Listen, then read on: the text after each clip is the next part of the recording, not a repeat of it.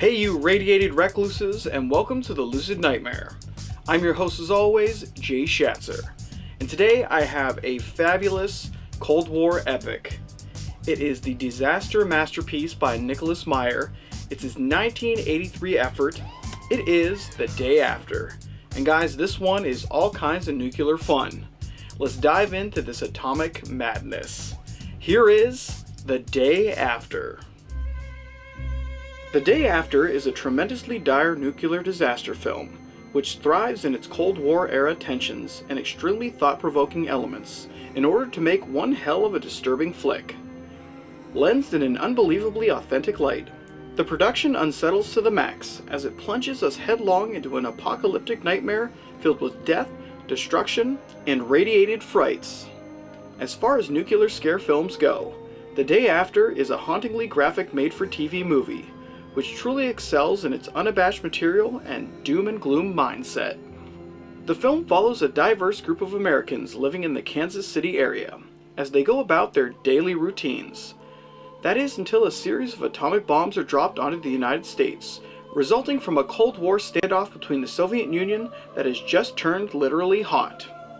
Struggling to survive the now radiated landscape of the Earth, the survivors each deal with the apocalyptic scenario in their own way, providing a terribly stark lesson on the dangers of atomic warfare and the horrifying effects that come with it. As graphic and disturbing as they come, this is one surprisingly succinct nuclear holocaust nightmare that will stay with you long after viewing. As far as made-for-TV movies go, The Day After is absolutely one of the best. It attacks its hardened material head-on and never shies away from the unsettling scenario of a nuclear apocalypse. Centered on a handful of memorable characters, the film plunges into some horrific moments that really give this film a nice personal touch.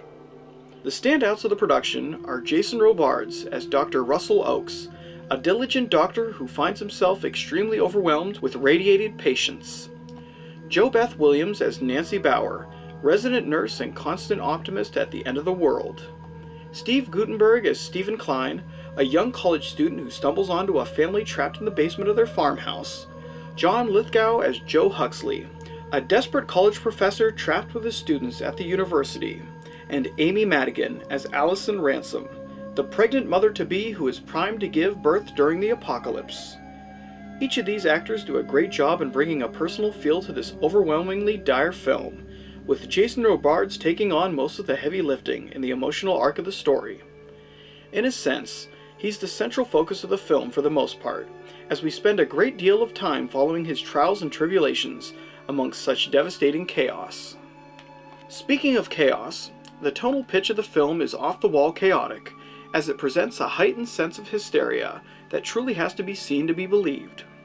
From the quiet moments before the dropping of the bombs, to the maddening insanity that follows once the shit really hits the fan, the film is awash in a radiated blast of complete pandemonium, and it's all lensed in a tangible sense that honestly makes you believe in its frightening validity.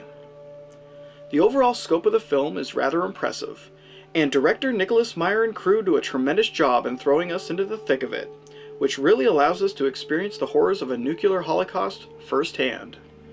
It's absolutely terrifying and wholly unsettling, and it's all shot with an honest touch that definitely forces you to sit up and take notice.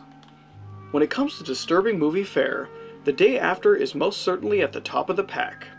Its timeless scenario and fervent tone make for a surprising cinematic nightmare that entertains as much as it warns future generations of the dangers of nuclear war.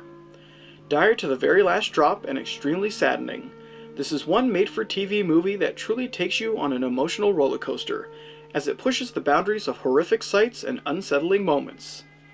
If you're in search of a production that showcases the disastrous results of nuclear fallout, then give this one a look. With interesting characters and heart-wrenching individual stories, the film is a pure cinematic nightmare that never falters from its abhorred content. In the end, The Day After is frightening nuclear fear porn at its finest. And ladies and gents, that's the fervently unsettling The Day After. Just a great post-nuclear flick and a perfect encapsulation of the feverish paranoia in the Cold War. But guys, that's it for me today. Hope you enjoyed that one, and I hope you like what I'm doing here. If you do, please like and subscribe. And if you have time, leave a comment below because I'd love to hear from you. But until then, I will see you at the next movie review. Take care.